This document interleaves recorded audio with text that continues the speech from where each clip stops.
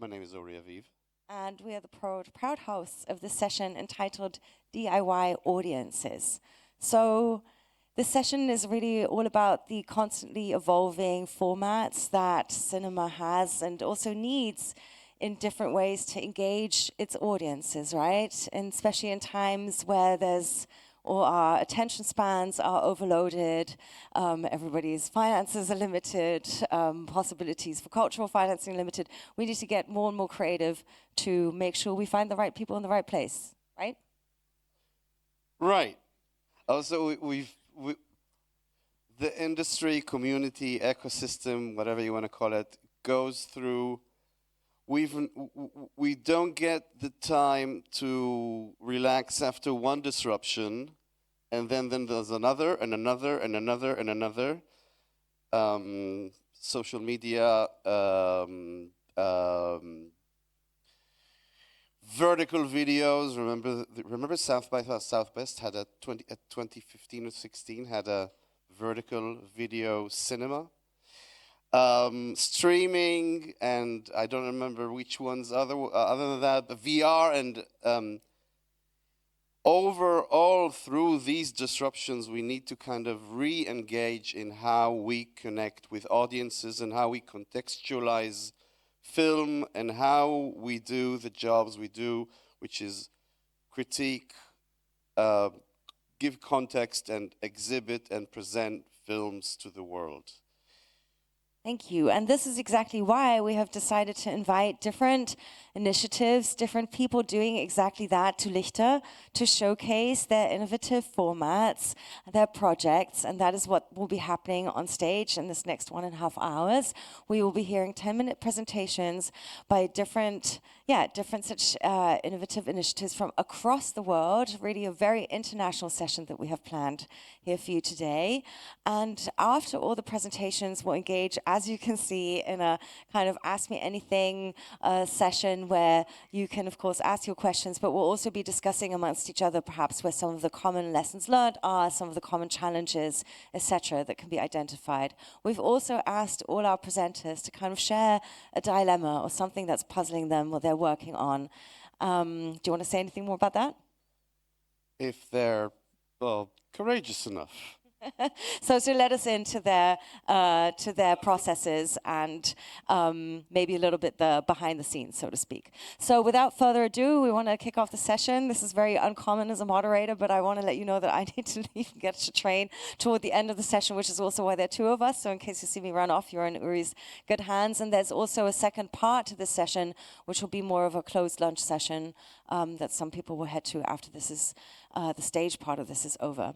So without further ado, I would like to call up our first presenter, and the first project that we'll be learning from is called D-Movies, and that stands for Dirty Movies London. This is a film platform from London that's based itself the task of promoting innovative and courageous films around the world. And exactly how they do that, we are going to learn now from Victor Fraga, who's the founder and editor of D-Movies, Brazilian-born and London-based journalist and filmmaker with over 20 years of involvement in cinema industry and beyond. Let's give him a big round of applause and welcome him, extra big round of applause, first on the stage today. We're keeping it tight. That's fine. I've got...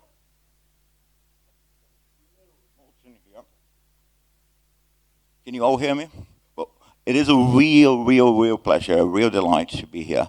I put together a little presentation. I thought it was 15 to 20 minutes, so I'm going to rush through it. But first and foremost, I want you to understand who I am. I'm Brazilian-born. I worked as a business analyst for about 15 years, and if I carried on, I would be a few hundred meters from here right now in the high rise. But just over 10 years ago, I moved into film, and I set up a company called D-Movies, Dirty Movies. We've reclaimed the word dirty to mean thought-provoking, innovative. And I'm a deeply ideological person. I think cinema really the duty to transform, to open minds. So the business is deeply ideological, and it doubles as a production company. So I'm also a filmmaker. I've made a few documentaries. I've produced a few films. So this is what I mean by dovetailing publishing, production, and ideology, okay? Let's see if this goes forward. On the side, okay. It's not moving forward.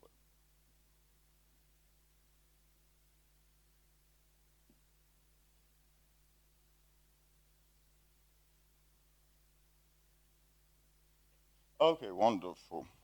Okay, I've got 10 minutes, so I'm going to rush through this as much as you can. It's important that you...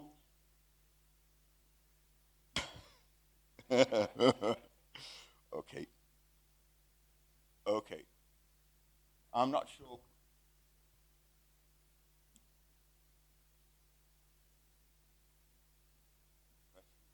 Nothing happened.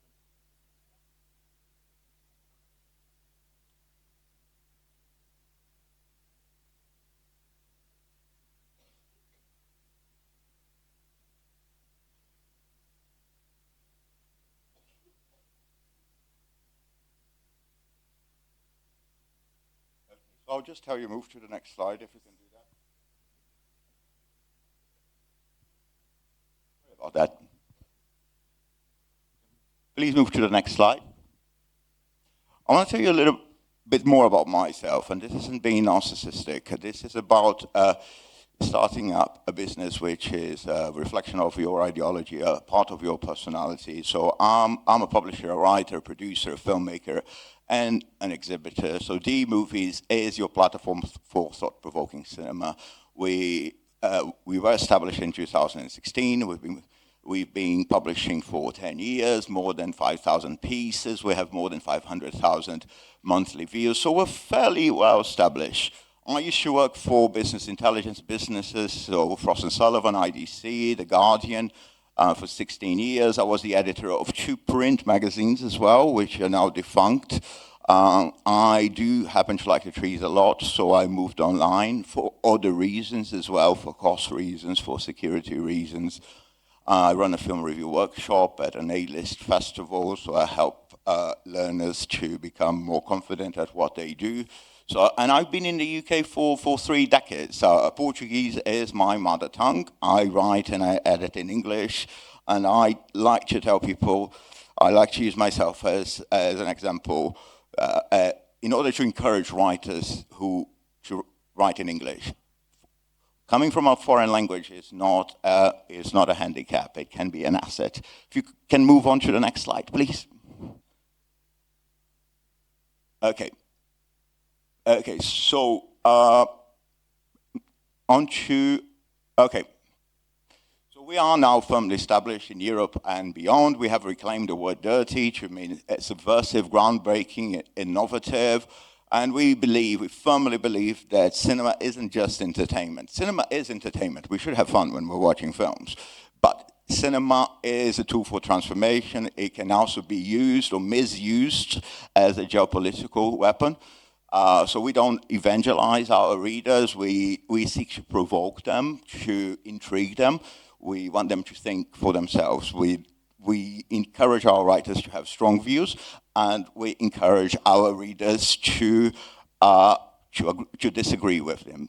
So yeah, we talked about our figures a little bit, and we have I'm very proud to say that we have a very diverse pool of writers coming from Ukraine, Germany, Austria, Italy, France, Greece, Poland, Estonia, Brazil, Mexico, and so on.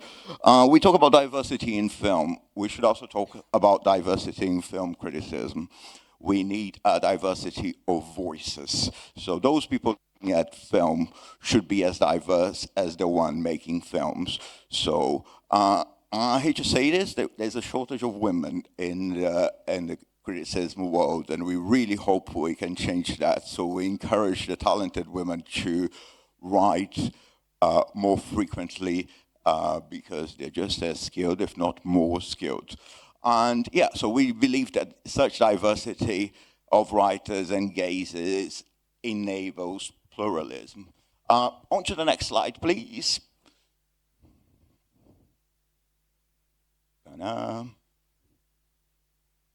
Yeah, so my company also doubles as a production company. So I've made a few documentaries.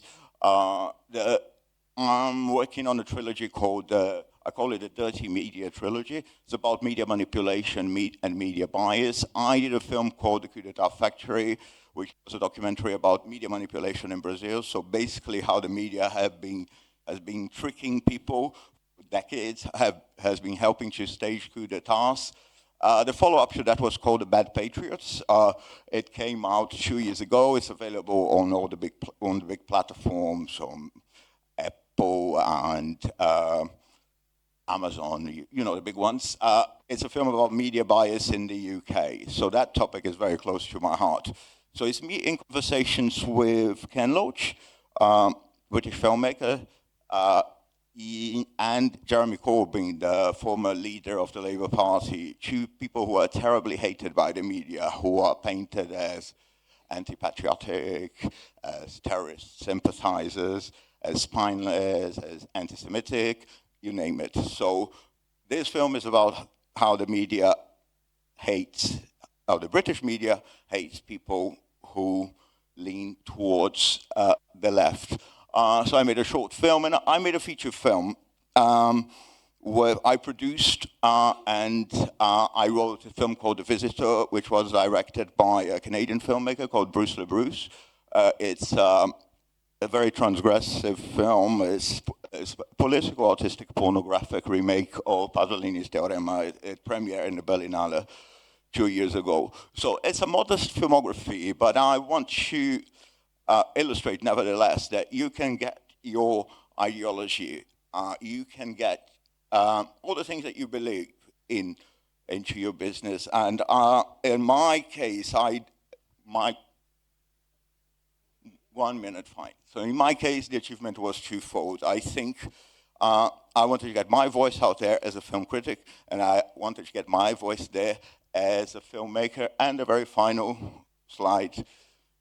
Yep. So I believe in equality, democracy, human rights, social inclusion. We fight against racism, misogyny, homophobia, xenophobia, religious intolerance of any sort of discrimination. We strongly refuse censorship unless it's hate speech. We're prepared to watch and write in-depth, independent criticisms of films coming from any country in the world, Russia and Israel included.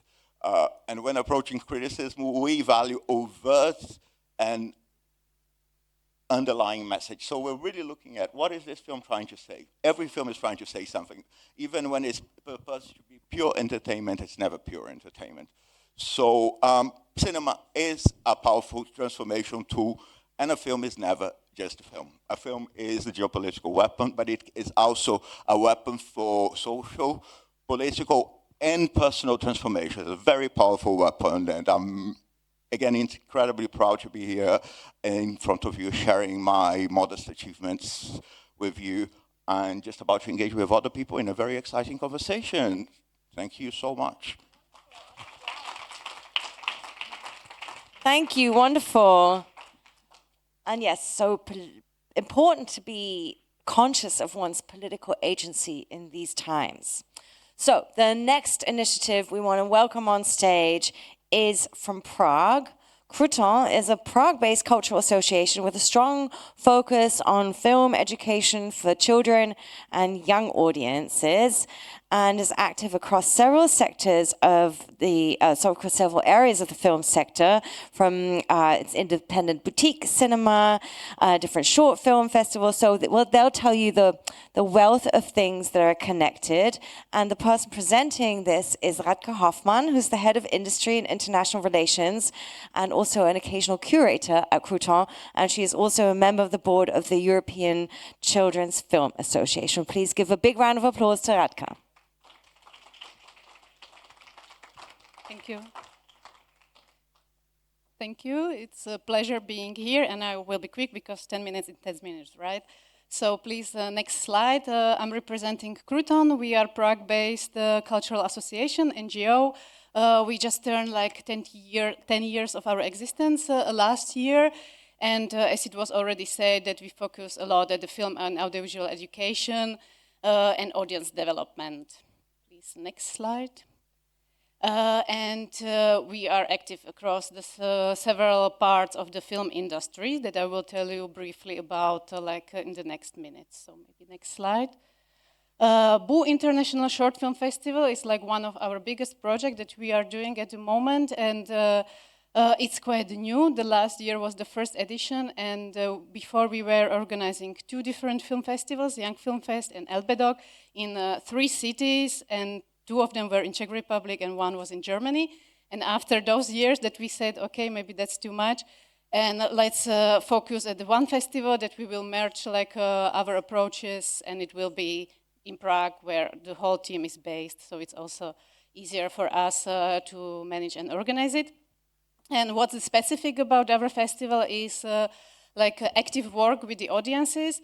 The festival is for the audiences from 3+ up to 60+, so we have several competitions for these age groups, and also European competition, and then Czech-German competition. That's the connection that we wanted to keep from the Czech-German festival that we organized, the Elbedog, before. And our approach is that we are working quite actively with the younger audiences, but also with the 60+ audiences. So that we are asking for their opinions, and they are acting as a jury. So they are selecting the films or choosing which film will be awarded. And we also do active work with the general audiences on the public screenings of the competitions, where we ask audience to give the points of the films, how do they like it in front of the filmmakers, which was quite tricky, I think, because filmmakers don't really like this direct feedback, but it was also very funny and nice, I think. So it worked well in the end. So maybe next slide. The main venue of the festival is the cinema that we run in Prague. It's in Prague 5. And this year it will be 5 years since we opened it. It was originally built as a cinema in the 30s, but after the Velvet Revolution and changing the system from communism to capitalism, it was a warehouse or a chapel of some American religious group. And then we took over, and we started with programming of art house cinema with some specific special programs. For example, Film and Drink is one of our signature, which is the film that you are watching films, and there are 3 thematic cocktails served during the screening. So my colleagues are only giving you the cocktail, so you don't have to do anything. You are just enjoying the film, and everything else is on us. And then we have several others, cycles or the programs. And we have a lot of school screenings where we work with, this I will tell you later also, that we distribute some of the films. So that we work with some short films with the young audiences. And this is our main venue for the workshops with the young audiences through our other projects, etc. And as you can see, we have a lovely beer garden in the yard, so it's a very nice place. Next slide, please. As I mentioned, that we also act as a distributor, mostly a short film distribution for kids and young audiences, and also some features, mostly Czech documentaries or Czech co-productions, but that's not that interesting in the context of this discussion today. I would like to highlight our Young and Short distribution project because it's very participative, something like that. And it works as me and my colleagues as curators, that we are pre-selecting 10 short films for different age groups. So we have 3+, 9+, 12+, and 15+. And then we have the all-day workshop with the target group. And we are watching the films, all 10 films together, and we are discussing all of them. And in the end, they are deciding which films will be in the program that will be distributed to the cinemas and schools and cultural organizations across the Czech Republic. And then some of them are also active in creating pedagogical materials, or we invite the most active, like to moderate some sessions at the school screenings, etc. So that's quite a unique approach in Czech Republic, as we are like only ones who are doing it in this way. And this is one of my favorite projects, because you get really like the direct feedback on what you chose and what you think that maybe like the young audiences might like, and then you see like how it works. And then you can also like hide there something that you know that they wouldn't probably like it, but you think it's quite important that they see it. So yeah, I like it. So next slide, please. And Cinemini is a European project of early child film education, where we are partnering with other partners. And it's also a very nice project, because for film education, it's never like too soon to start. So it's a program for 3+, and it works with the short films without the dialogue. And those films that are in the catalog weren't made for young audiences. So you can find the silent films, also like Arriving of the Train of the Lumieres, for example, and some animation, experimental animation, and films like this. And specifically with the youngest audience, it works very great because it's very imaginative, and the reaction of them to it is like wonderful. So it's like screening, but also workshops and some other activities that they can do. And these are the films that they are not watching usually, right? So it's something specific for them and special. Next slide, please. And Cruton Lab is like the umbrella of our like film education projects that we are doing, or like the film education and audience development projects. So the newest one is Audiovisual Connect Lab. It's supported by Creative Europe Media, and together with 7 other countries and 7 partners there, we are developing the methodologies for testing the film literacy amongst students, 15 to 19 years old, and also teachers, and that we are also creating the test, so that we will, at the end of the project, have like some hard data on the film literacy of the young audiences and teachers in European context, which is very important for advocacy and lobbying work in these terms. 1 minute, yeah, I will speed up. And so this is the recent one, and it's also quite interesting.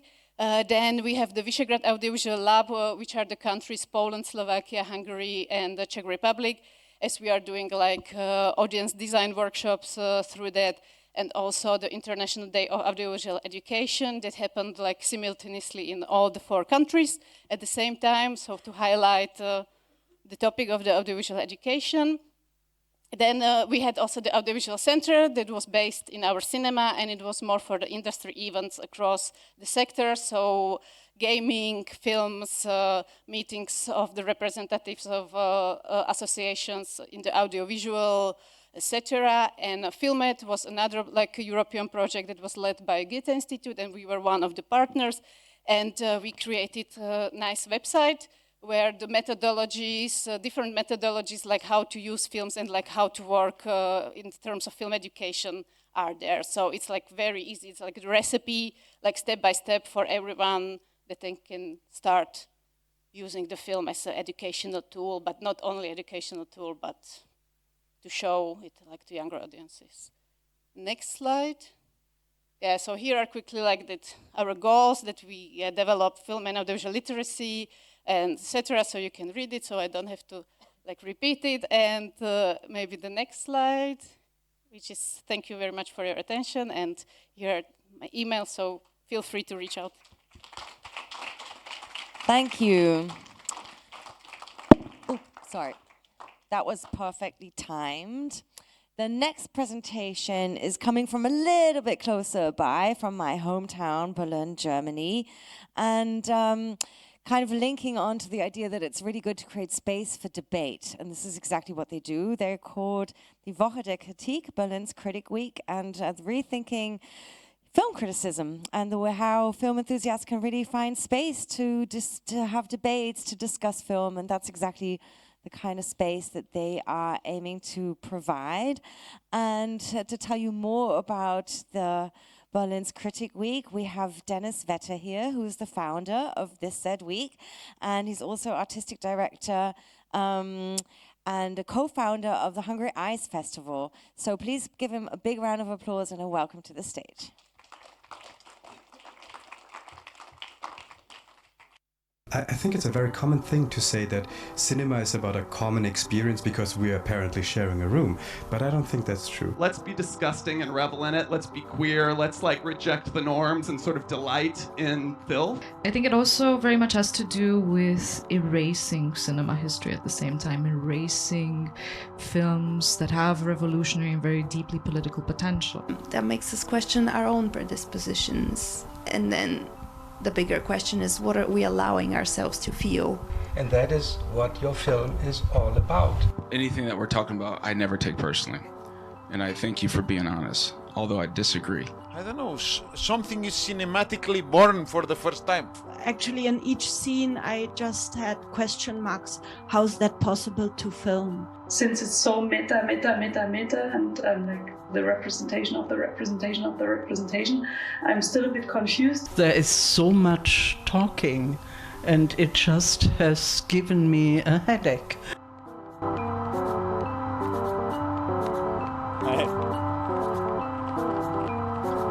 I thought I'd bring you a little reel with impressions from our debates we are creating. So we were invited to share a dilemma, actually, which I didn't know about, but the moderator mentioned it before. So I thought I'd maybe pick up on that. Critics Week is actually born from a dilemma, I would say. The dilemma of film critics, which is being independent and having integrity, but at the same time being a part of an industry which creates a lot of codependence and also economic dependence and connection. And at Critics Week, we were trying in 2014 to reimagine a space within film culture, which might not have to follow all the rules of classical film festivals. And what we started from was mainly the idea of how to have conversations in public about the art form of cinema, how to create a space in which people can speak more freely, more honestly, and maybe more independently from questions of marketing and the ritual of a premiere, which is very present and the dominant mode of how films are shown in film festivals. So yes, we created a space which started out to be a space in which we asked people to get into fights and have debates. And over the years of showing films and discussing them, we have learned a lot about how to make this possible, that people can also trust each other in public, on stage, speak freely about the works they have created, and maybe also criticize each other in a constructive and maybe welcoming way or respectful way. So what we are doing at Critics Week is pretty similar to a classical festival in the sense that we show films, but the way that we take time to discuss after the screenings, I guess, is a bit different, and also the atmosphere of the events we create. And we have done many things in cinemas, but we have also thought about how to create spaces outside of the classical cinema and how to raise questions of film culture beyond just showing films and discussing them. So every evening we have wide-ranging questions we are discussing, starting from the films, but we also have events where we don't show films. So we happen in parallel to the Berlinale, and usually on the day before the Berlinale opens, we have like a conference event or an event which is dedicated to a question of film culture or film politics of the moment. So in recent years, we have discussed, for example, the question of care ethics or class politics in film culture. So we try to pick up topics from general society or philosophy and bring them into film culture. We try to invite guests on stage, which are not only from film culture, but artists from different fields, also philosophers, activists. So we always have very mixed groups on stage to have a deeper conversation. And we also travel through the city of Berlin. So our audience is kind of a wild mix. And wherever we go, I brought you some impressions, both of our audiences, but also the places we usually go to. So this is, for example, our cinema. But we also go to pubs in Berlin to do screenings. This we have done 2 times now. We have sometimes very official spaces like the Academy of the Arts in Berlin, where we host opening ceremonies. Here we are at Cinema Transtopia, for example, a very politically engaged cinema space in Berlin, which is becoming a new, very important institution for discussing film culture. So we travel through the city, and wherever we go, we have different audiences which usually come to that place. And we try to get in a dialogue with them, but we also bring our own audience. And since we are happening at the same time as the Berlinale, there's also the Berlinale audience. So there's a big variety of international film professionals coming to our events, and all of our events are also open to all the Berlinale professionals attending and just walking in. So yes, that's one part. And also we try to have, this was in a circus, so we had an event on audience politics, so we went to the circus, and it was amazing, but I don't recommend hanging a beamer in a ceiling of a theater tent. It doesn't work very well. It's shaking. Everything is shaking. But yeah,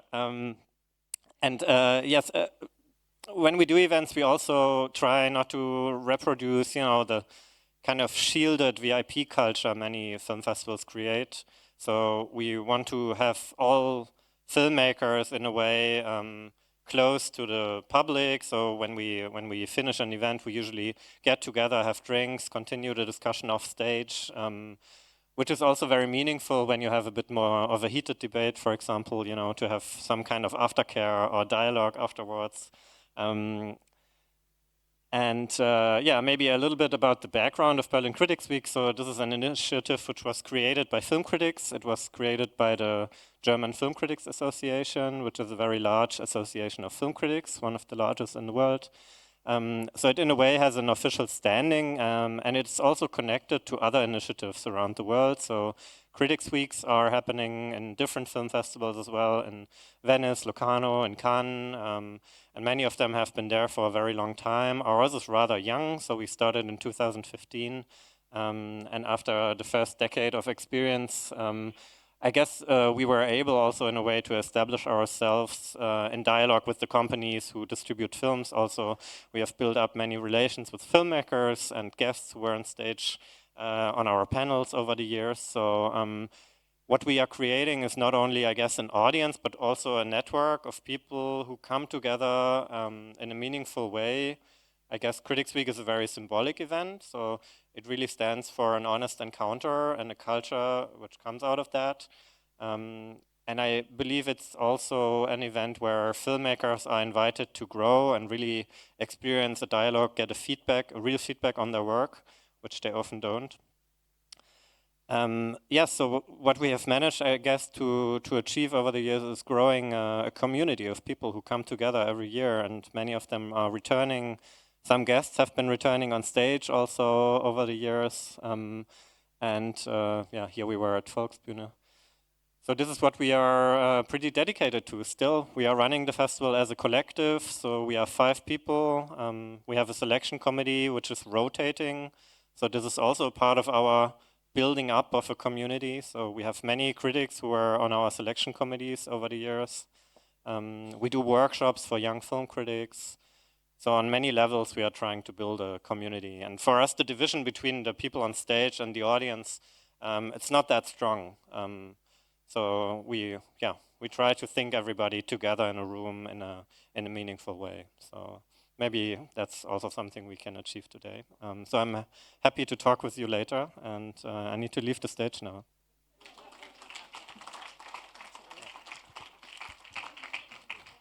Oh, cool. I saw some familiar places and faces and look forward to hopefully attending one of these, which I haven't done, but really great to learn more about it. The next place we want to learn more about is a cinema, an independent cinema in Paris, which is also a non-profit organization. And Chloé Follins and Ailée de Roudet, which I'm sure I butchered your names, I'm so sorry with having a French name myself, they are going to tell you a little bit more about the story, how the cinema was, maybe also this story, once saved with the help from Scorsese and Tarantino. So please give them a big round of applause and welcome to the stage. Hi, I've dug into the archive to try and illustrate the story of La Clé with images that were taken by members of the collective with digital film cameras. And in a way, those images won't perhaps give you an exact sense of the space, but in their messy and kind of intimate nature, they tell a story of what has endeared the public, I think, to La Clé. So basically, La Clé is a theater that opened in 1973 in Paris. Next slide, please. It was first a commercial independent cinema, and then a few years later, a new owner took over, and it became programmed by a few non-profits. It had always showcased emerging authors. It had ties with the workers' movement and militant cinema, but it became specifically known in Paris from the 1990s onward for showcasing the works of black filmmakers, which were not visible anywhere else in Paris at the time.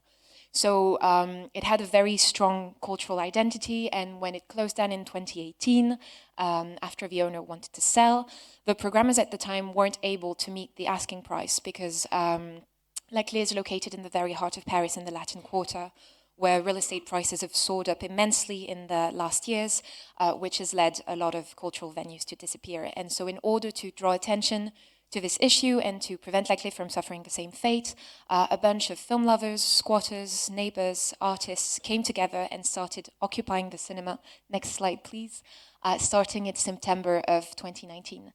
Basically, we turned the projectors back on, it was all illegal, and started welcoming the public back in with daily screenings that were accessible at a pay-what-you-can rate.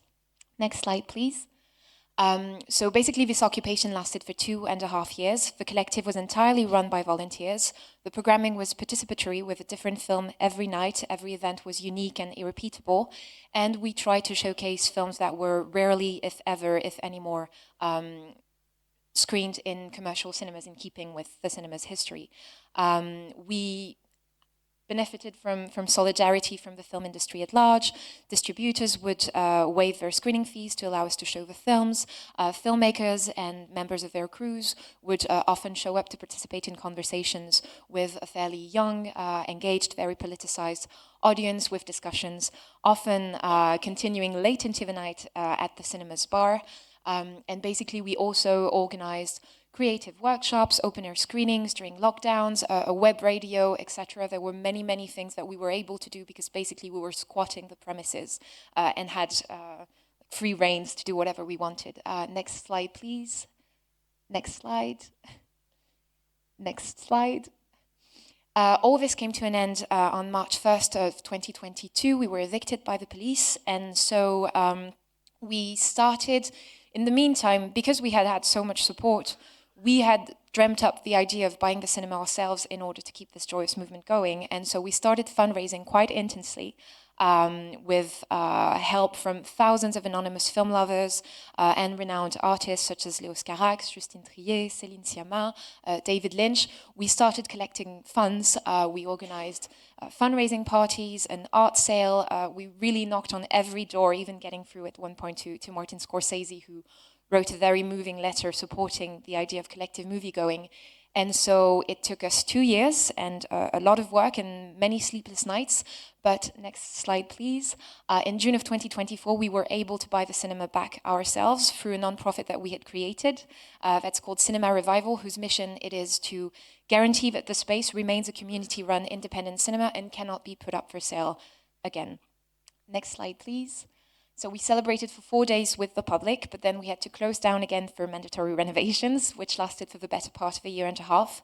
And in the spirit of DIY and skill sharing, which are very central to how La Clé works, next slide, please, we did part of those renovations ourselves. Next slide. Next slide. And so eventually we were able to reopen on January 14th of this year. The building is now up and running with a model that's very similar to what we experimented during the occupation, and Ellie will tell you about it in an instant. Next slide, please. Just to give you an idea of the space, it's a huge building that's almost 900 meters square. So we have 2 screening rooms of 116 and 65 seats with both digital and film projectors. There's a large bar where conversations can keep on going, with a library, a kitchen, which is very important to ensure that the collective remains united. 2 editing studios, a workspace. We have a dark room that we hope to get running again. And basically, what's wonderful about the cinema is we have so much space to invent new projects. And the way that we work as a collective is to try and empower anyone to be autonomous enough within the building to be able to create new initiatives within Leclerc. Thanks. Hello, everyone. So I have some notes. I haven't done my homework.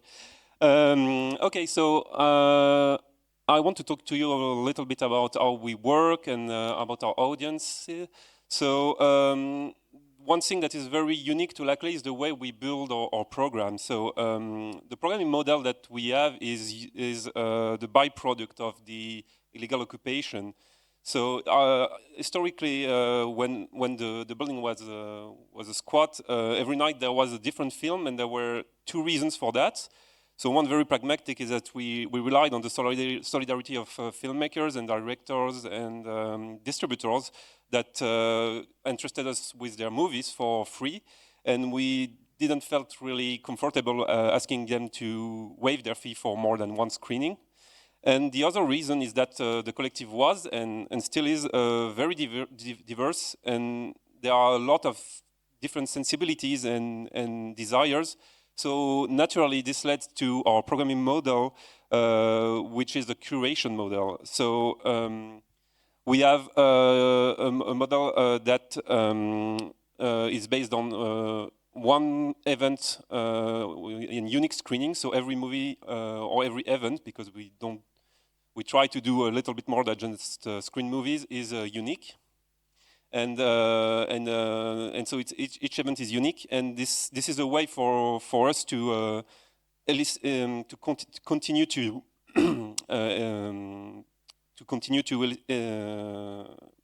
keep the audience curious, and we still also maintain the pay what you want system, which is very important for us, and is also something that we did during the occupation, but that we now, it's now the model of the cinema, and it's, I think, the first cinema in France which, where we have a legal pay what you want system for screenings.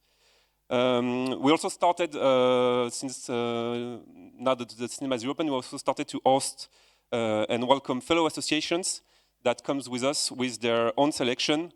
And the idea generally is to make every screening feel like a repeatable event, so that anytime or any day that you come to Leclerc, you will see something that will never be shown again. About our audience, so on the base level, our public was engaged because as we were on illegal occupation, the public was just showing up, and they could contribute 1 or 2 euros or more, and that money that we used for legal expenses, and it was a way to actively support the cause and save the cinema. And especially in the last weeks before the eviction, we had people attending screenings starting from 6 a.m.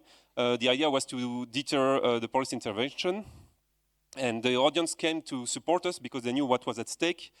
And we touched a little bit about the legal situation before every screening, so they were part of the fight to keep the cinema open. On another level also, we think that the spectators were engaged because every spectator is a member of the association, and they were all welcome to join the collective and become eventually programmers themselves. So the programming is participatory. It was historically participatory, and we offer a free workshop to teach people how to identify the film rights holder, or to work with the projector, or to moderate the discussion, or to be at the bar. So everyone is, every spectator is a member, and every spectator can participate in the life of the cinema. I'm just going to make it a little bit shorter. So the cinema is entirely self-managed, and that's also a way for the audience to make the place theirs. And it's also the responsibility of the audience to take care of the place. And while this model presents unique challenge, so maybe you have some question about it. It's something that is proving to be working so far. So we're very proud of that, and we hope that we keep having new people in the cinema, and that other cinemas in France maybe will take that model. Big round of applause, please. Such a cool project, and so cool to see how much passion also the two of you have brought to it and are bringing to our session here today, speaking about the cinema. We're going to stay in France now for the next presentation, and we're going to meet another format that's accompanying a film festival, like the Berlin Critics Week is accompanying Berlinale. This one is accompanying the Cannes Film Festival as an independent section, and that is ACID, which is an association of film directors with the goal of promoting the theatrical distribution of independent films and encouraging different encounters between filmmakers and their audience. This is already founded back in '92, so quite a wealth of experience to report from. And here to represent it is Clément Schneider, who is the former co-chair of ACID and the co-founder of the production company Le Film d'Argile, and very active in the field of low-budget film productions. I always get worried that people expect me to speak French because of my French name, and then I pronounce everything so awfully. So please forgive. Give Clément a big round of applause, please. Great to have you here on stage. Okay, hi everyone. I'm going to make it old school, so no slides, and I'm reading, trying to keep the 10 minutes long speech. So ACID is an association of filmmakers and was founded in 1992. And their manifesto was called Resist. And this manifesto focused on these directors at the time main concern, that was less and less films occupy more and more screens. And obviously, these less and less films were not the ones that thought that should be supported, because they were mostly commercial products and no works of art. So it was more than 30 years ago, and this manifesto is, fortunately or unfortunately, I don't know, very relevant today. So basically, as Geraldine said, ACID is a group of filmmakers who feel concerned by the way the economical environment or ecosystem of film distribution and film exhibition treats or mistreats their works. These directors work in the field of what I could call hard art house films. In l'ACID, we like to say research films, so very niche somehow. Many of us, are documentary filmmakers, which represents one of the less exposed genres in the theaters in France, and I guess it's the same in Europe. So beyond this collective of directors, ACID is also a network of theaters all around the country, which is very important to us, including French overseas territories. It represents 250 theaters, and 70% are located in cities with less than 50,000 inhabitants. And this includes very rural areas. And our modus operandi, since 30 years, relies on the idea of a solidarity chain from directors to theaters. Within that, as directors, we have the capability to help our peers to show their films. And our motto is, if we love these films, if I love this film, then we can contaminate, positively I mean, other people with that love and with that desire for the films. We can first contaminate the theaters with our desire, and then we can contaminate the audience. And when there is no space or less and less space in magazines, on the radio, and even less on TV or in the internet to speak about these films that we think are very important for film history. And I just encourage you to check our website, lacid.org. In 30 years, probably all the most exciting directors were supported by LACID. So when there is no space in magazine, in press, etc., to speak about these films and support them, we think that it might make sense to rely on the directors themselves to promote them. Because the way filmmakers speak about films is not the same way and is very complementary as a critic or a researcher. And also the films that filmmakers decide to support are not the ones that the film market would naturally focus on. So that said, one thing that is very important to have in mind to understand what LACID does and the environment LACID operates in is that even if our association supports very, very alternative films, our idea is to bring these outcasts into the film distribution and exhibition market. These films might come from the margins and beyond the margins, but our goal is to bring them to the center. And this is very important because it might be our main strength, I think, but it might be also our limit, and this might be the dilemma we can talk about later. Because as you may know, the exhibition market is very well structured and powerful in France, and that's why our work aims to make these films enter the market, not staying outside in a more alternative way of distribution and exhibition. So we all know that art house films audience tends to decrease, and the less the audience is, the less the films are shown in a negative retraction loop. And our films at L'Acide undergo this effect with even more violence and brutality because of their originality. But we fight the idea that the problem comes from the films themselves. We don't believe that the films we love are like too complicated or too elitist, which is something we face sometimes from supposed partners.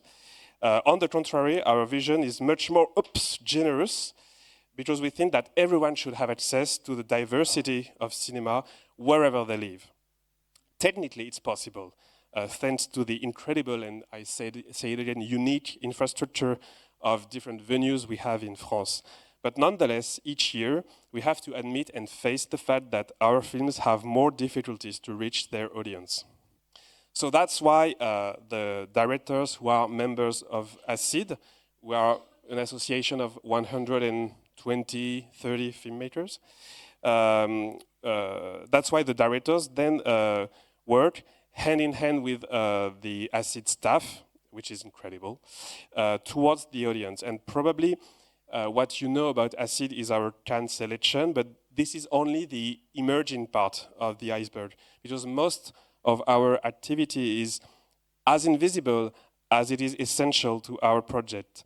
And it consists in many different and complementary actions that all converge to one goal: enable our films to reach more spectators through audience development and cultivating their eye for the art. So I don't know how much time I've got, but I can... How much? 3. Okay, so I will tell you about one project, and then we can discuss the rest later. So one of our projects is called Young Ambassadors. This year, our network of young ambassadors comprises more than 250 young people aged between 15 and 26 from a wide variety of educational backgrounds, and they will attend Acide's screening in Cannes during the festival, but also during the subsequent screenings of the Cannes programming in Paris, Lyon, Nantes, Marseille, and many other places.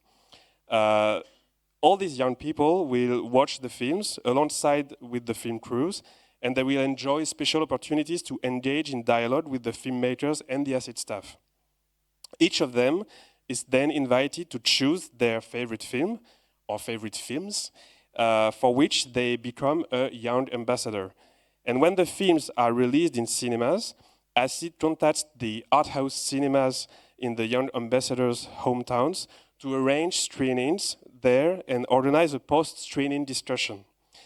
Each ambassador is then encouraged to introduce the film to their friends, their class pupils, and their school, or whatever network they have. And to further recognize their involvement, they also are invited to help moderate the discussion, preparing questions in advance to ask the filmmakers and just run the debates. All screenings organized in this way attract good attendance from a young and diverse audience, which is our main concern in L'Acide. In constant contact throughout the year with the Acide team and filmmakers, the young ambassadors become invaluable local representatives, helping to spread the word about the films among their peers. Their involvement in this network through the valuable encounters it fosters and the opportunity to discover bold, innovative cinema will remain a valuable asset in their personal development, whether they are aiming for a career in the film industry or simply wish to broaden their love of cinema and gain a better understanding of how films are distributed. So since 2018, the year the program was launched, the number of young ambassadors has seen a significant annual increase of over 40% annual growth, so we are very proud of that. And this pilot project is therefore bearing fruit, but it is also limited by human and financial resources and by its very nature, because personalized support for each young ambassador cannot be implemented on a very large scale. So this massive growth is prompting us to now organize the network in regional hubs, so as not to lose the human and local dimension that is key to the program, whilst allowing it to grow. And I will stop there, and then we can talk of the other actions we have. Thank you so much. Thank you so much. So for our last two presentations, we are taking you guys to the Americas and moving from south to north. So first up, we are taking you, or better said, Louis will take you on a little trip to Bogota, Colombia, to meet the Cinemateca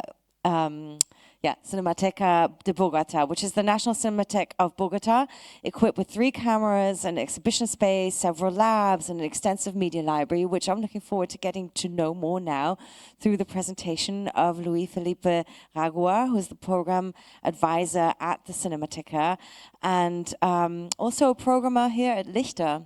Oh, sorry, that's the alarm from the last presentation still going. So, bienvenido, Luis. Please come up stage, give a big round of applause to him, please.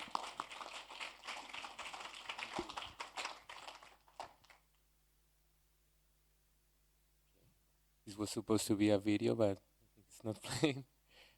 But we can go on the next slide. Okay, so this is Cinemateca de Bogotá. This is a public institution that's been in the city for 55 years, in the capital city of Colombia.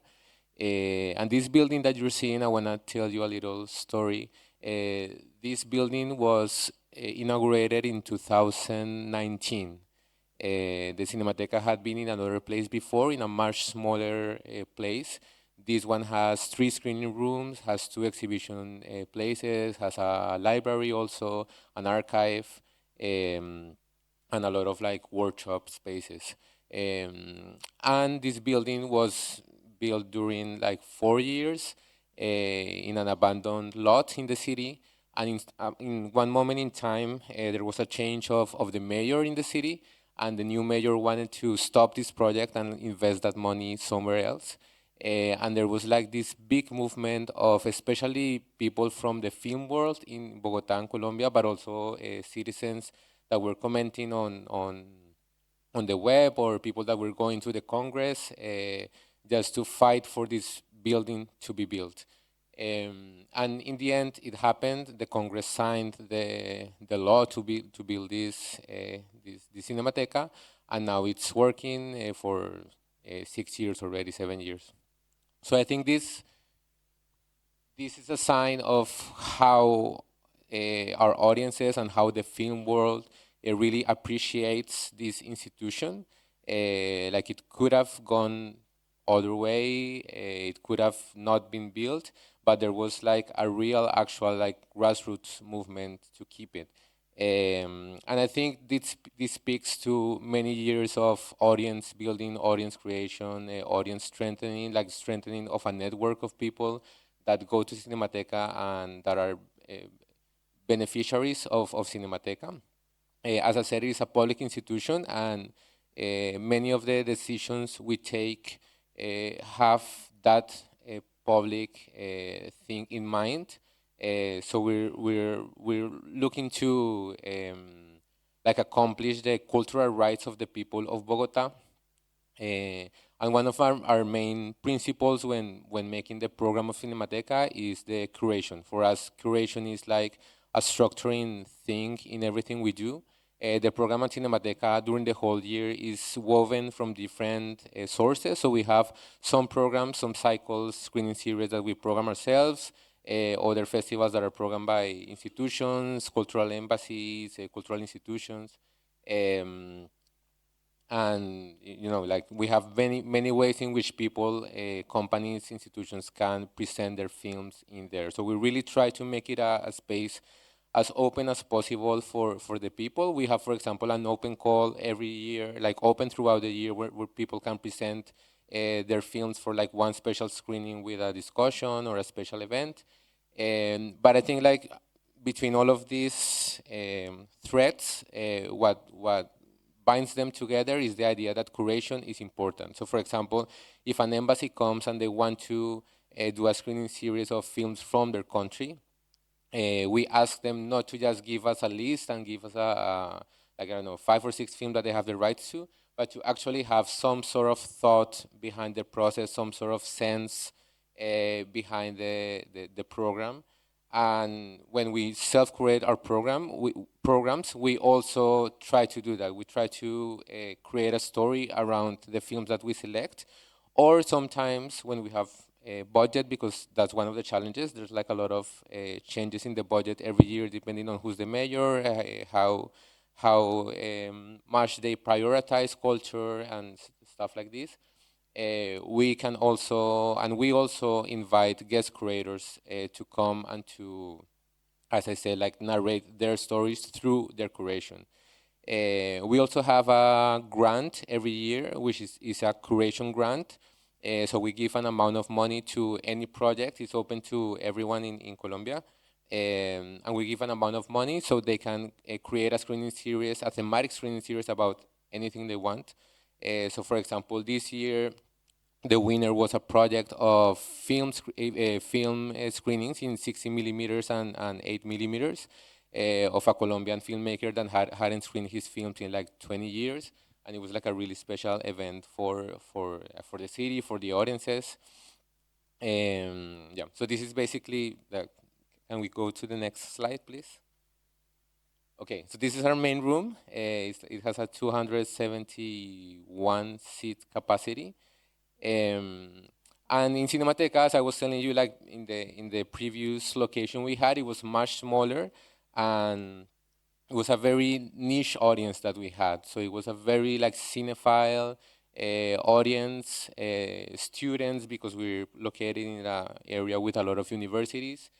And then when we moved to this new location with this big theater and the other 2 theaters and the screen and the workshops and the exhibition rooms and everything, the big challenge was like, okay, how do we actually like widen up our audience? Because we already have like a captive audience, which is more of the cinephile type, but we wanted to change the idea of Cinemateca in people's minds, so it would become more public, so it would reach a more diverse audience and a bigger part of the citizenship of Colombia.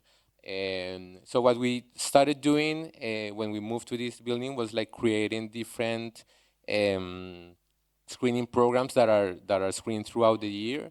So we have, for example, a program focused on children, as you do in Cruton, and another one focused on youth, like adolescents. Another one focused on older people, another one focused on people with different diverse capacities. So we screen films with closed caption, audio description, sign language. And we try to do this not only for the cinemas, but for all the other activities that we have in Cinemateca. So we really try to create a permanent offer for all these different age groups and populations inside of the citizenship, so they don't feel excluded and they feel like they have a place in our institution. We also in the programs and the cycles that we self-curate or that we invite external curators for, we also think of different parts of the population that are underrepresented or that are not usually thought of in this type of like cultural institutions. So for example, I'm going to give you 2 examples. We have 2 screening series that were created at specific moments in time to fill gaps that we identified. Okay. That we identified in the exhibition in Bogota. So one of them is Ciclo Rosa, which is the LGBTQ festival. It's one of the oldest one in Latin America. It's been going on for 25 years. And it began in a moment where we noticed that there was a gap in in providing a space for the LGBTQ community to screen films, to watch films, but also to talk, to do performances, to do all sorts of stuff, workshops.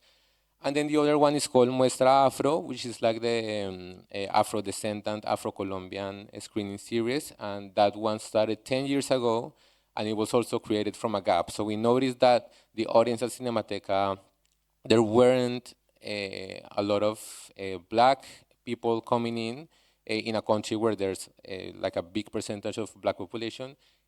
So we created that to fill that gap and to really like serve this part of the constituents of Colombia. So yeah, I have more stuff, but we can talk about it here. Thank you.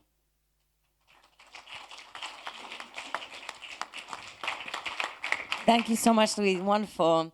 We're going to come on stage together to announce the last presentation that we have today. But first, another just shout out that it's so cool that we have so many people from different corners of the world sharing their projects with us. And we're really excited about the next guest who is going to give the last of these presentations. Tell us why, Uri.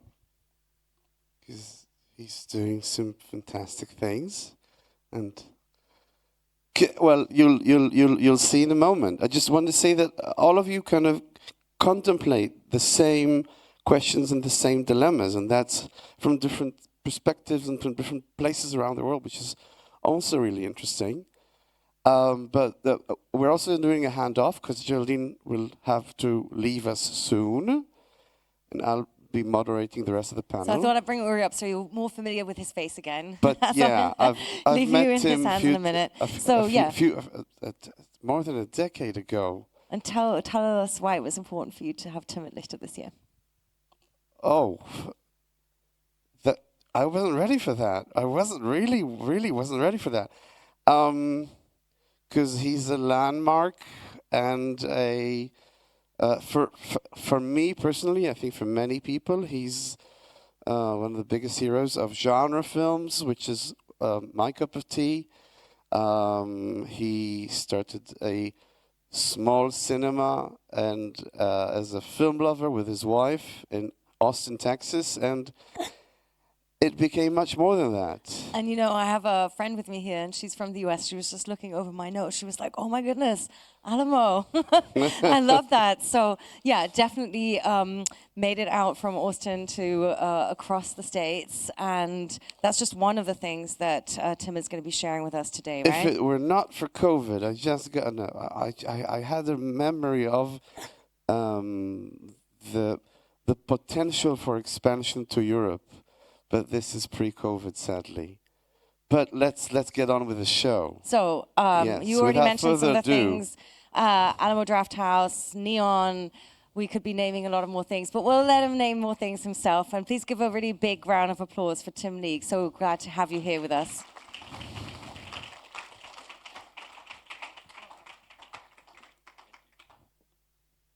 Hello. First off, I guess I'll take this opportunity. It's the first time I've been out of the United States and on a stage in a little bit to, first of all, apologize on behalf of America. I'm not an ambassador really, but I just feel really self-conscious about what I represent here on stage. So, and it kind of speaks a little bit to my dilemma. We were asked to share a dilemma. I've been in the cinema business for my whole adult life. I kind of got into it when I was 24 years old, and I'm far from 24 at this point. But I also left social media in 2016, where I was feeling personally the really awful effects of social media on my own psyche with the election the first time of Donald Trump. And so I left social media. And in 2025, I returned to social media because I'm running a new company, which I'll tell you about. And so that's my dilemma, is that is keeping pace with marketing and digital marketing. It's a vastly different engine and challenge. It's at one point it's the same challenges, like good, earnest communication still works, but there's this huge data engine behind it to be successful, and everybody now realizes that it's a tool that you sort of have to spend some money and be strategic and use data to spend your money wisely. So that's my biggest challenge, is I'm trying to figure that out, and I'm grading myself maybe a C+ or B- score for doing so. I also just want to say how much I was inspired by the Leclerc story in particular. It very much reminds me of our very first theater, of bootstrapping it out of nothing. And I'm not talking about it today, but just one facet of the cinema landscape in the United States, which I find the most inspiring, is that there is a huge number of independent film lovers that find a space, get a projector, don't know any of the rules. All they know is that they love film and they want to share film, and it's working. There are hundreds of these locations across the country in lots of towns, micro cinemas, single screen theaters with 30 seats, just making it work out of true passion. And so if anybody wants to talk about that, I certainly have offered advice and mentorship to several of these, and it's something that I'm really excited about, because it does, to me, signal this sort of grassroots, very young population that's passionate and wants community around film. And it's weird, because what I'm presenting is something very different than that. But before I get into that, there's one other facet of what I've done over the years through Alamo. So Alamo Drafthouse started in 1997, again, when I was 25 years old. My wife and I built it, and single screen theater. And we've eventually grew that into a chain. We serve beer and food along with movies, and do a lot of crazy special events. And now it's a chain of 43 locations in the United States. We did tease the idea of Europe, but that's when, you know, the great cloud of COVID was well before that. So I don't think that's in the cards right now. And through that, we started up several other organizations. Fantastic Fest is where I know Yuri from. It's a genre film festival in Austin, Texas. And but what I want to spend a little bit of time on is a nonprofit that we have, which may have some collaboration potential.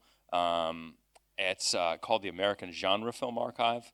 It started because I was a film collector from those early days. I was just seeing with the digital transition that, yeah, like a lot of archives, maybe things were getting archived, but not everything was being archived.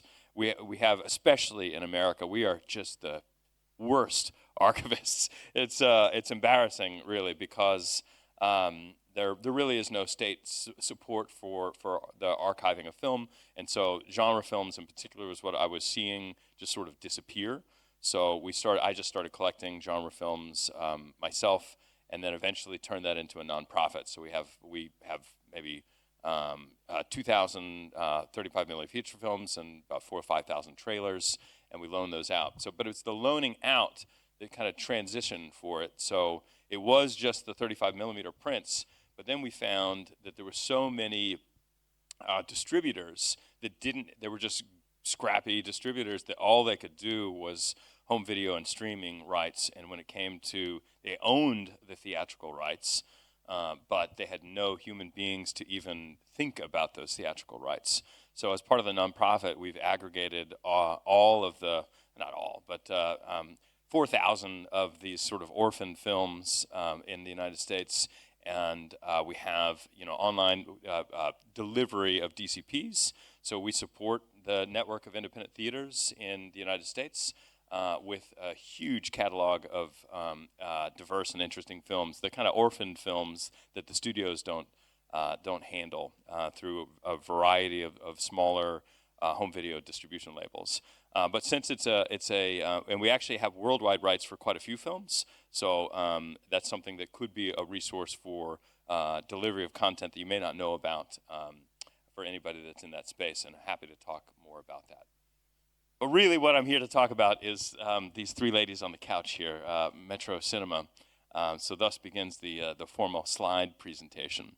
So Metro Cinema, maybe we'll go to the next slide. Metro Cinema, sorry, that font's pretty small. Anyway, I'll just tell you what it is. You don't have to read that. it's a project that I started thinking about in, I think, 2015, 2016. This idea of, I guess maybe the elevator pitch would be, the Alamo was the theater I wanted to build in my 20s. Metro is the theater I want to build in my 50s, or I want to go to in my 50s.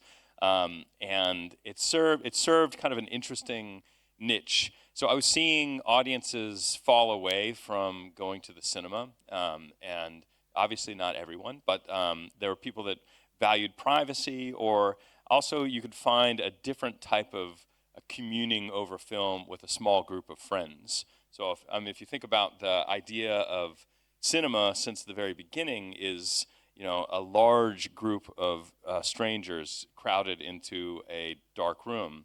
What we decided to do was flip it a little bit and turn it into a very small group of your friends and loved ones. And so the idea is, how does that change the experience of watching a film? So we wanted to come up with a new distribution model, and that is Metro Cinema. And so what we built is in Manhattan, in Chelsea neighborhood of Manhattan. We built a 20-plex inside a old pharmacy building. And because of the work-from-home revolution, there's a lot of real estate in big cities. There's a lot of office real estate. And with a traditional theater, you need a gigantic room. You need basically a 40-foot clear span and 25-foot ceilings. We can move in anywhere. So our rooms range from 4 seats is the smallest theater, and there's 4, 6, 8, 12, and one gigantic 20-seat room. And so it's a 20-plex with 162 seats.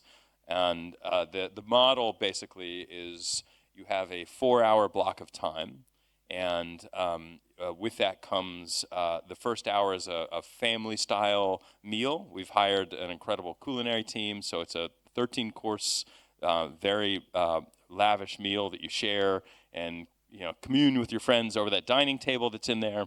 And at this point, you can't even see the screen. There's a curtain over the screen, and that takes about an hour. And you watch the film, and then after the film, you have time in the room to talk about the movie that you just watched. So that's the gist of the experience. And so we renegotiated the contracts with all the studios so that we have basically all the content opening day on demand. So and we have every independent and studio film that's playing in New York. So that you have you choose the room, you choose the time, and then you choose the movie. And if, let's say, you just change your mind, within an hour or half an hour before you watch the movie, you can watch anything you want. We have 55 new release movies on hand, so basically everything in the city, and then a rotating roster of classic films.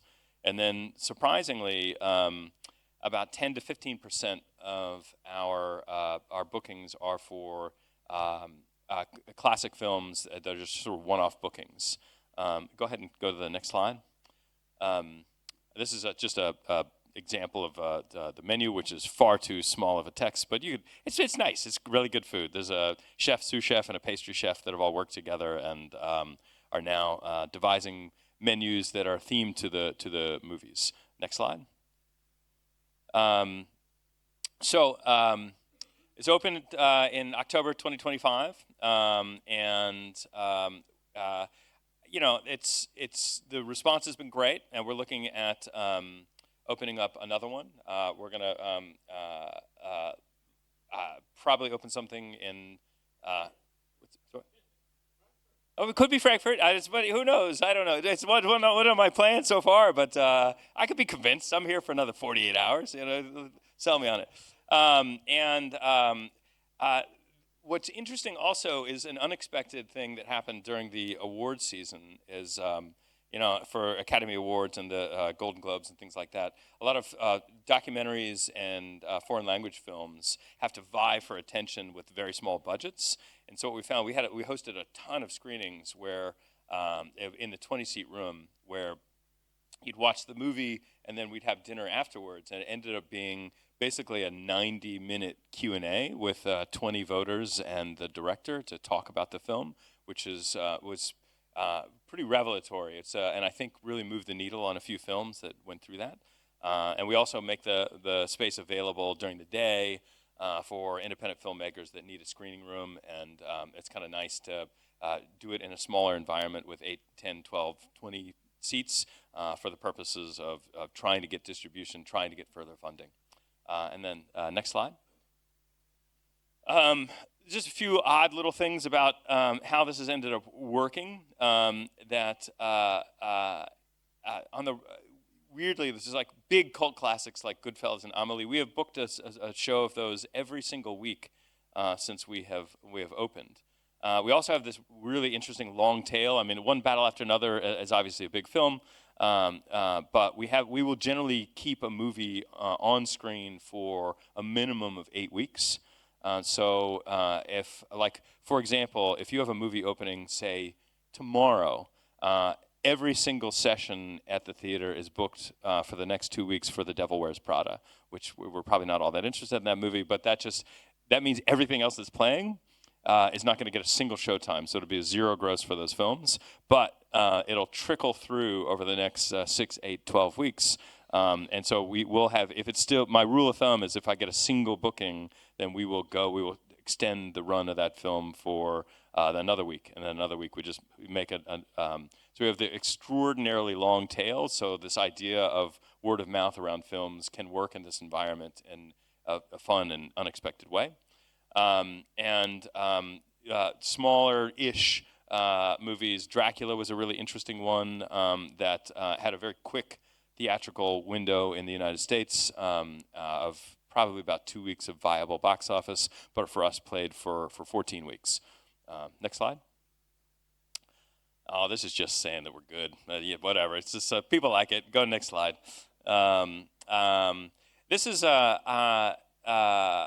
has, for my whole life in this industry, has been one of our key metrics. So we obviously measure profitability. We measure our employee happiness, and then we also measure guest happiness through Net Promoter Score. It just goes out through our feedback engine on a scale of 1 to 10. How likely are you to recommend this to a friend? We've used it so consistently that we look at this data all the time, and this is a very high number.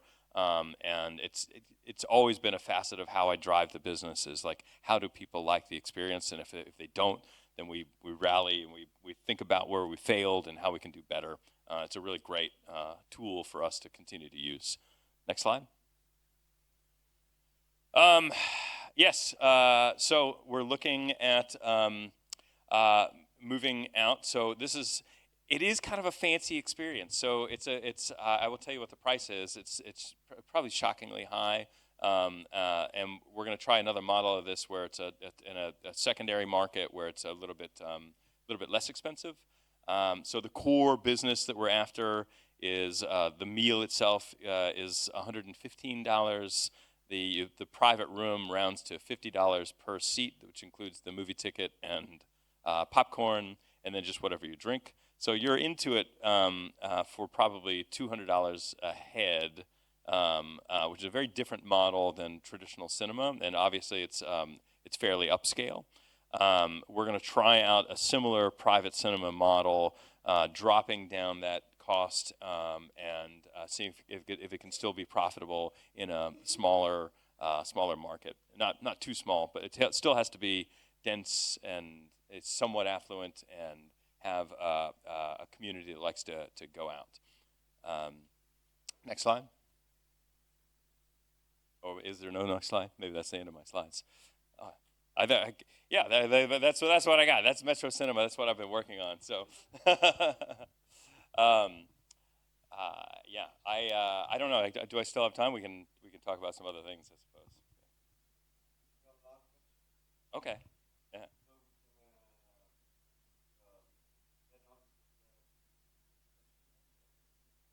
Okay. Well, I'm around, tim@metrocinema.com if you want to chat via email. If anything you want to talk about in terms of not Donald Trump, I don't really want to talk about him, but I'd say the what's that?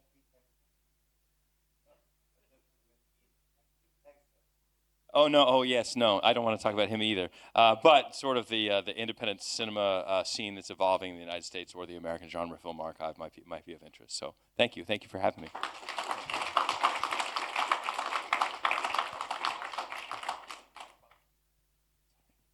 So I see one of the things that are in common with everybody is, and it's not just.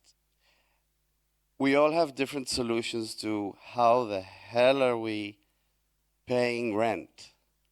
And it's got different solutions in different places, but everybody's got that thing in mind. And I know you've been selling a lot of food, and that's like the original.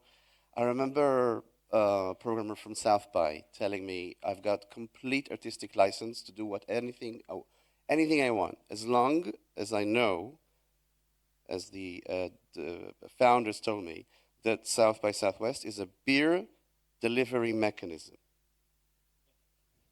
Anyways, thank you all for these wonderful perspectives. I'd like to invite on stage Victor from Dirty Movies in London. And you'll have to help me out.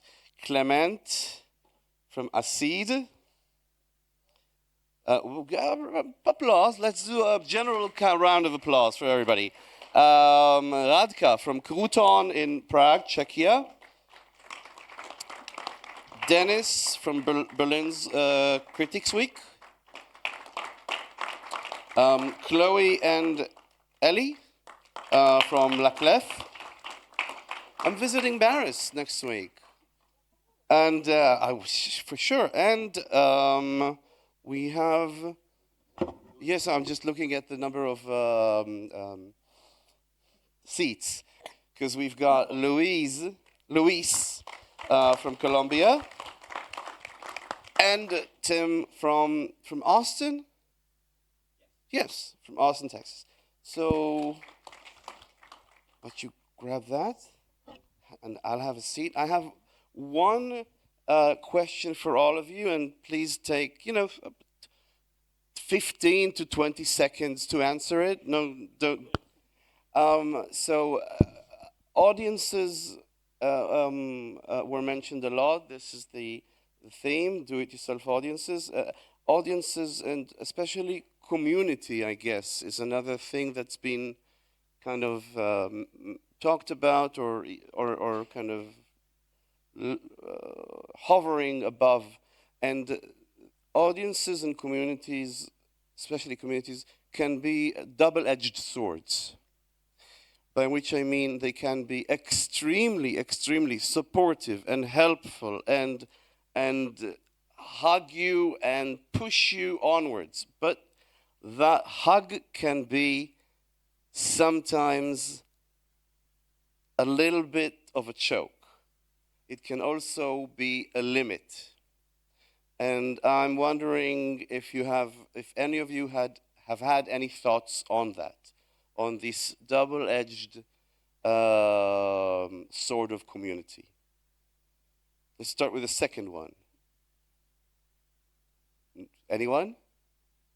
No?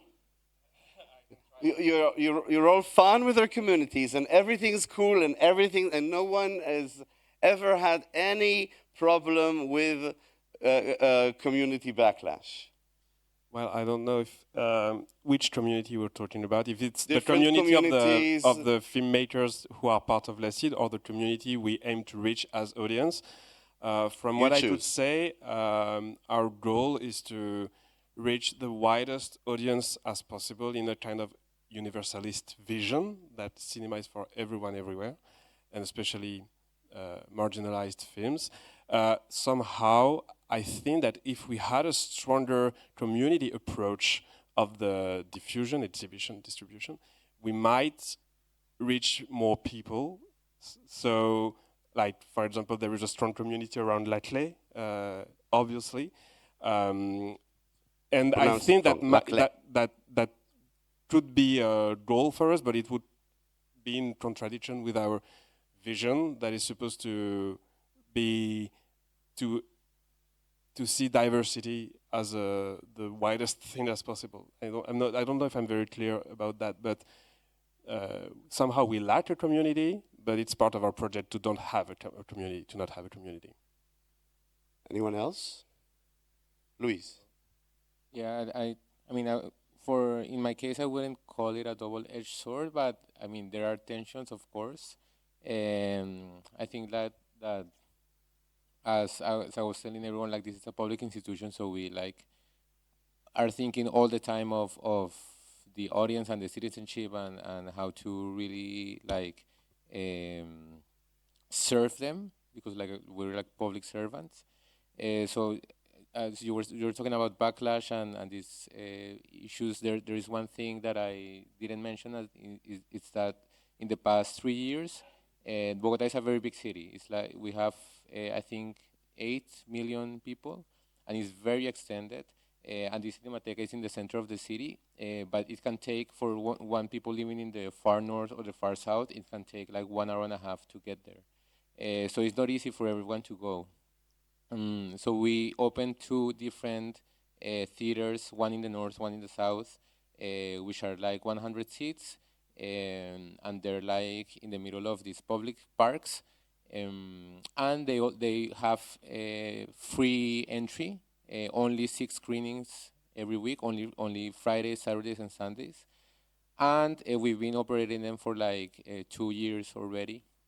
This is community outreach to people from a little further away from the center where exactly. But since they are free of charge, what happens is that here in the main Cinemateca, when we have films from distributors, what we do is that we share the box office. So we program films that are new releases, and then we share the box office with the distributors, and everything is like that, perfect. But in these other places, we need to pay for the screening rights because they're free. Of entry, or we need to screen films that are like programmed with cultural institutions that have the rights to the films. So we started getting some criticism for people in these neighborhoods that are far away from the center, saying that why can't we have the new films that are playing in the center? Like, we're being discriminated, and we're getting like another type of programming. And so I think that also made us think a lot about like this model, and we've tried to like allocate some funds to actually have some of these new films in these locations.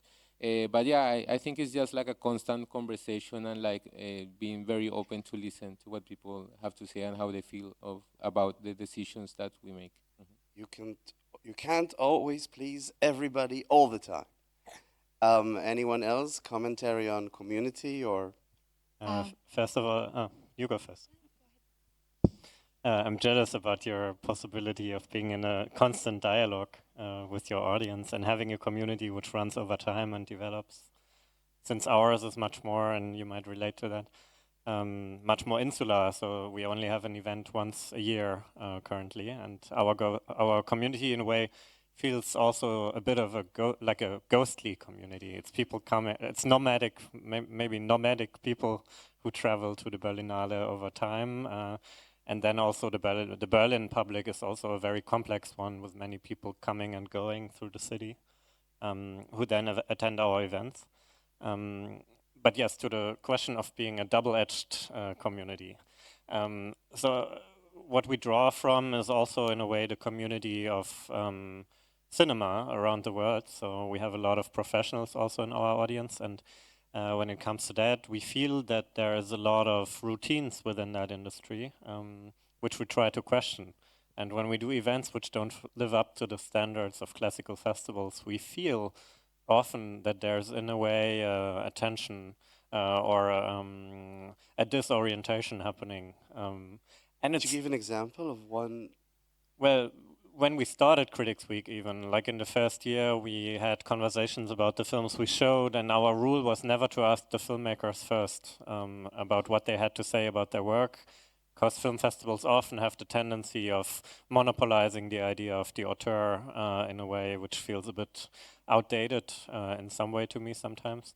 So we wanted to break away from that, and, you know, in the vein of film criticism, discuss openly about impressions of a work, and not only have the makers have the authority about the definition of the work or the interpretation of the work. And every single time people were totally puzzled. When you say people, you mean? Everybody on stage had, in a way, a sense of it being impolite, of not asking the director first. So, in a way, you feel that there's some internalized routines within that industry, and breaking away from them, even in a minor way, can make you feel this kind of double-edged nature of things. Yeah. What I was going to say, it's not really a double-edged sword, but one of the issues that we're going to face, I think, in the near future, because we're already kind of navigating it with Les Clés, is we consider the cinema to be like a shared resource that we want to share as widely and with as diverse an audience as possible. And we're already receiving a lot of demand, specifically because such spaces are rare in the center of cities, especially in Paris, as squats are becoming more and more criminalized. So a lot of nonprofits, a lot of collectives are asking us to be able to host events in Les Clés. But it takes a lot of work to run the cinema legally. It takes a lot of time to get the people trained on fire safety and using the projectors and autonomous enough in the building that we can just give them the keys and allow them to host their own screenings. So we're kind of in that dilemma of trying to be as available and open as we used to be as a squad, but also having those new challenges with administrative, legal... ownership, etc. So we're trying to find a model where we can welcome as many initiatives, collectives, screenings as possible, while having this very strong backbone of a cinema that's going to be able to run for years and years. So trying to find the balance between being very, very open, being able to improvise, being very free, and accommodating audience demand, and being able to sustain a model for years is going to be kind of a challenge to face. Any other comments? Yeah, maybe I would just add that for us, specifically in the pool of the film education, then in Czech Republic, that the community of people from film education most of the time are saying that the films that we are choosing for the festival or for the short film distribution that aren't not like that they are too much for the young audiences, and there is the thing that we are somewhere like too much. Too much. They are like like too art house or too complex. So basically the thing is that they underestimate the young audiences, and there is also like this kind of a thinking, like not all of them, but in general, and especially with teachers. That's like separate group, like working with teachers and their ideas what kids and teenagers should watch. That's something else. So that we are choosing basically like the films from the big festivals, small festivals, like art house cinema, very long for the short films, for example, or very boring in some way. But always the feedback of the young audiences is more important for us in this. And then we have to like prove also like to the community of the film educators or teachers that the films that we are choosing are for the young audiences. They can understand it, they can discuss it, they can build their critical thinking based on the films and discussion and workshops and like doing the analysis of what they've seen. So this community sometimes it's a bit harsh for us, like to. I'm sure there's a lot of questions out there. Anyone else want to comment on this topic? Because I think there's an eagerness to. Okay, wonderful. This is your time. Let's start with comments or questions. Questions can be also asked, but I'm sure there are a lot of interest in a lot of what people are doing. Please. Just wait for the microphone and tell us your name. Hey, thank you for the incredible insights. Radka, I have a question for you, especially like also being interested in young audiences, like the way the relationship between young audiences and cinema or television or media in general are like changing drastically over the time. how do you feel? You have like some kind of feeling where like what's the relationship right now with young audiences and cinema? What is resonating? No, how do you, as you and your organization, have insights on what's the relationship between cinema and young audiences right now? And I would add to that, or maybe when you say young audiences, it's a different thing when you are doing family-oriented events that are 6 to 12, and then there are pre-teens, teens. So I'm just adding that on top of your question. Yes. Yeah, like speaking of young audiences, let's say like 12 plus, so mostly teenagers. So that's the most difficult age group, like to get them in the cinema. So most of the time, there are some researches on that. They are choosing the blockbusters. They are not visiting art house cinema.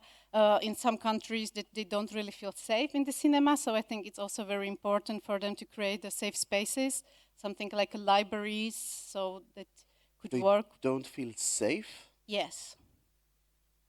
And this is. I understand in America, but yeah, also in Sweden, I think that I was kind of surprised that it's happening like this. That they issues of harassment. Yeah, and also like the interaction with some other people that behave strangely or something. I was also very surprised by this, but I think it's something that we need to take into the account. And they watch a lot of series alone. They watch films with their family or friends, but they don't really go to the cinema that often. And the reasons are prices for the tickets, or the films are not like so interesting for them, or they don't even know that the cinema is doing something that might be interesting for them. So it's like different and difficult to reaching them out. And also like for us, that we are mostly collaborating with the schools, teachers, and we have open calls on our social media, etc. It's changed, which is kind of interesting, because before it was easier to get the audience 12 plus because the parents mostly decide what they do in their free time, and the teenagers 15 plus was more difficult. But it's changed a lot, and all of a sudden, like 15 plus, it's like overbooked, and like they want to be part of our curation workshops and everything, and 12 plus is difficult to reach. So I think that there could be also like differences in the age groups that are like changing, because there are different generations, actually. Yeah. You've mentioned one word that might cause a stir: series, TV series. Just a raise of hands. Who has, if you have a cinema or a cinema project, who has presented, let's say, the premiere of a TV series? So the two of you, what are your thoughts on presenting TV series in the cinema? I mean, I like it. I'm a great consumer of series myself. In America, we actually have a very strange problem. I don't know if it's worldwide or not, but we've often tried to show television or series, but because of the way the union structure is in the United States, when you do theatrical exhibition of a TV series, it changes the wage rates for everybody associated with the film, and so that we're not allowed to do it. So the only loophole that we have is to do it as sort of a marketing exercise with the content creators. We've certainly premiered multiple series at the film festival, but when we do it at the cinema, it has to be under the guise of marketing. So marketing. Yeah, so it's sort of like a one-off. We do have a loophole at the new project at Metro, is that people can just rent the equipment and watch whatever they want. We don't let them do that for films, so we just have a contract with the studios always to do that. But you were basically renting AV gear, so you can watch series if you like. So unfortunately, we're out of time, but we're all here still. So you can approach all these wonderful, exciting, very, very passionate people about cinema with your cinematic ideas, questions, or comments. Thank you so much, everybody.